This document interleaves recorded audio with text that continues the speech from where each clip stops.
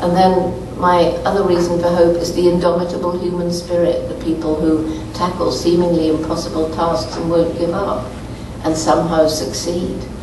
And that, together with the energy, commitment, and passion of young people like you, and I think you wouldn't be here if you weren't one of those eager, passionate, determined young people who believe that you can change the world. Those are the things that give me hope. And so that's what I wanted to say to you about Roots and Shoots. And I hope that you will all get involved. And I hope you will persuade others to get involved, because that's how we're growing this family around the world of young people who share values. Young people who understand that we do need money to live. Unfortunately, we do need money to live. But the wrong thing is to live for money. So that's the Roots and Shoots message. Seeing an appeal for help, rolling up your sleeves, and doing something about it. Developing respect for all life, for each other, and becoming a family that's growing and growing around the world. Thank you.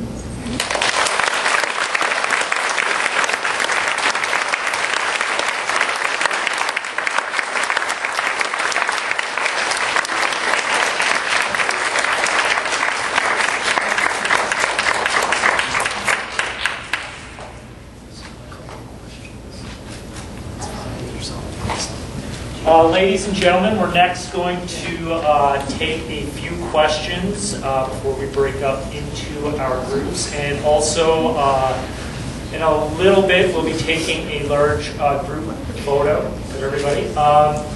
Possibly just raise your hands if you have any questions, and I'm just going to mediate and come around. Anybody? Are you kidding me? Nobody is raising their hand. Yes, sir. I recently played a concert in Bear River, which is down near Annapolis Royal and Digby. It was my opening concert. And when I had the concert, I decided to donate to an environmental group. And it just turned out that there was a new environmental group on the Bear River First Nation Reserve there. And I did so. And I had a woman from the reserve come, and she opened my concert with two beautiful poems. Spiritual poems, and she told me something which I have embraced, and I would like you to comment on it, Dr. Goodall. She told me that you can imagine your dreams into reality, and I just wanted to get your impression on that, what she had said. Well, I think it absolutely ties in with what my mother said to me, because if you do have a dream and you work hard, and you never give up, you are imagining your dream all the time, because you would lose the dream if you didn't go on imagining it. So I think she's saying the same thing as my mother. And by the way, we do have in Canada, the Roots and Shoots Aboriginal program is now spreading right across Canada. It's very exciting. We're trying to work with the Native Americans in the US as well. But the Aboriginal, the Indigenous people have so much innate wisdom, and I take a lot of imagery and ideas from that wisdom. So I'm very excited we're working with the young people who in so many cases are so marginalized and so without hope. And you know, it's all been in the papers recently, but it's the same in America too. Excellent. Thank you, Jane. Thank you very much. Thank you for your question. Students. You have Jane Goodall. There we go. There we go. And Cuddy, you just stand up. Sure. Also, and your name is? My name is Shelby Haynes. And what school are you? I'm from Muscatawbin, the only one here. I work with a wood turtle conservation project in the Muscatawbin Valley, and I was wondering if you could give me any advice as to how to get my community more involved and more excited in my project. Well, this is what I'm often asked.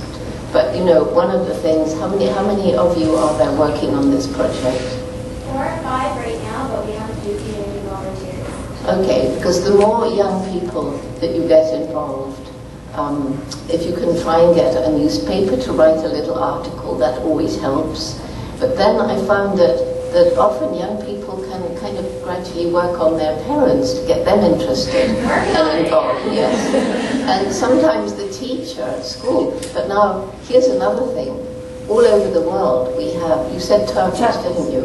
Yes. All over the world we have Roots and Shoots working on turtle projects everywhere. I mean, it's in India, it's in Africa, it's in different parts of Europe. So we're beginning to link all these turtle people together. And that will give you strength, and it just might make it more interesting to people to realize that you're part of this growing network of helping to save different kinds of turtles with all their different kinds of habitats. It would certainly be great for you, and it just might help you to get more people involved. Thank you very much, Jane, and thank you for your question. And we probably have enough time for one more question. Anyone? There we go. Stand up, young man. And your name is? Daniel, and what school are you from? Excellent. And please state your question. I was just wondering if you were in the movie MVP 2. I don't know the movie. So obviously I'm not in it. I believe there are primates in the film. Yeah. Their characters, yeah. No, I don't think so. But since that was a nice short question, since I didn't have an answer for it, I'm going to tell a little story.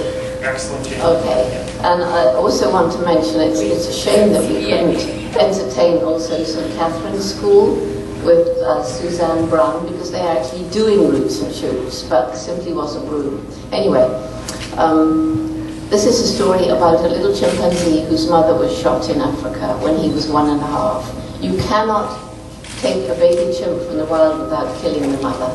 And that's why hundreds were killed for entertainment for chimps in the labs and so forth. But anyway, he was sent off to a zoo in America, and for about 15 years he lived all by himself, which is horrible for a chimp. They're very social, in a small cement floor cage with iron bars. And of course he had no opportunity to learn as they do in the wild, so there he was, lonely and bored. And then a new zoo director decided he wanted the biggest enclosure for chimps in North America, and he built this big space, and he covered it, surrounded it with a moat filled with water, because chimpanzees actually can't swim. And he got 19 other chimpanzees. He wanted a nice big group. And gradually these chimpanzees were introduced to each other. They're always having a fight for who's going to be number one. And so they had to sort out their little squabbles. And finally, everybody's introduced, including Jojo, who'd been alone for 15 years. And they're all let out into the enclosure. And for a while, everything's fine. And then one of the younger males challenged Jojo. This is what young male chimpanzees do. Young human males do it as well very often. But the chimpanzee has this dramatic display when he's challenging. And he hurls himself across the ground. His hair is bristling. He looks twice as big. He gets this furious scour on his face. He may stamp the ground. He may slap the ground. He may pick up and hurl rocks. He's trying to look big and dangerous. And he does. Jojo was completely terrified. He knew nothing about this. And in his fear, he ran into the water. He didn't know anything about water either, something you drink in a cup. And so frightened that he managed to climb over the railing that had been set up to stop the chimpanzees drowning in the deep water beyond. 3 times Jojo disappeared under the ground, under the water, and then he was gone. And on the far side of that moat was a little group of people. There was a keeper there, and he just watched. He knew Jojo was 130 pounds. Male chimpanzees are much stronger than us and can be dangerous. But there was a man there called Rick, who visited the zoo just one day a year with his 3 little girls. And he jumped in, even though the keeper grabbed hold of him, told him he would be killed. Rick pulled away, and he swam, feeling under the water, got hold of Jojo's body, got this 130-pound dead weight over his shoulder, and felt small movements. Jojo wasn't dead. He managed to get over that railing. He pushed Jojo up onto the bank, and Jojo is making very feeble efforts to grab something, and just in time, with Rick pushing, he gets hold of a thick tuft of grass. Well, suddenly, there's screaming and shrieking from the people on the other side of the moat. And this is all captured by a woman with a video camera. And the people on the far side of the moat have seen 3 of the big males coming, and they're screaming at Rick that he's going to be killed. And Jojo, as Rick lets go, is sliding back down into the water because the bank is too steep. And the little piece of video that this woman is taking is all over the place, but it steadies, and you see Rick standing there. He's got his hand on the railing, his family are screaming, the 3 males are approaching, and Jojo is sliding down the bank. And you see Rick look up at his family. You see him look towards these 3 males, and you see him look down at Jojo, and for a moment he's completely motionless. And then he went back, and again he pushed Jojo up.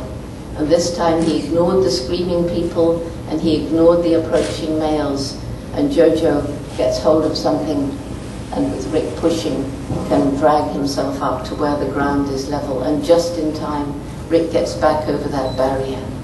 And that evening, that little piece of film was flashed around the world, flashed around North America. And the then director of JGI saw it, called up Rick. He said, "That was a very brave thing you did.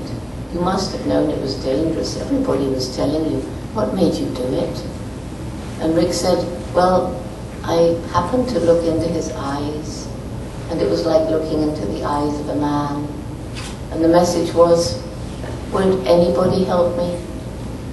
And you see, that's the message we see in the eyes of little chimps whose mothers have been shot, in the eyes of elephants in a zoo swaying from foot to foot on concrete floors, in the eyes of chimpanzees in medical research in 5-foot by 5-foot cages for no crime other than being so like us.